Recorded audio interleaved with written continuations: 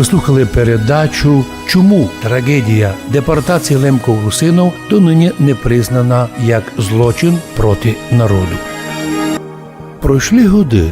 Депортація лемков-русинов і страшні акції «Вісла» була засуджена многими демократичними організаціями і признана великим преступленням проти прав цілого народу, но однако депортація кримських татар завершилася тим, що їм вернули землю, ім'я, відкрили їм школи, вернули їм їхній татарський язик, даже признаний державним. Ніч із того не мають лемки-русини нинішньої лемковини. Ніхто й не хоче споминати усі подробності і ту трагедію, яку вони пережили. Но народ вертається на свою землю, старається вспомнити ті события і щоб потомки не забили, що на Лемковині завжди жили лемки-русини 1150 років назад, прийнявши святое православ'я от святих Кирила і Мефодія і їх учеників.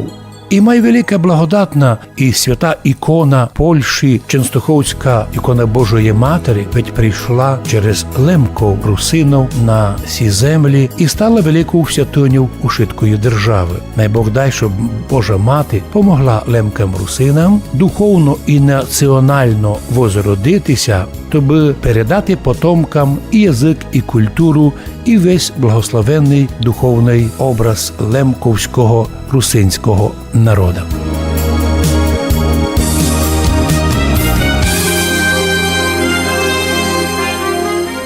Ви слухали передачу «Чому трагедія депортації лемков-русинов донині не признана як злочин проти народу».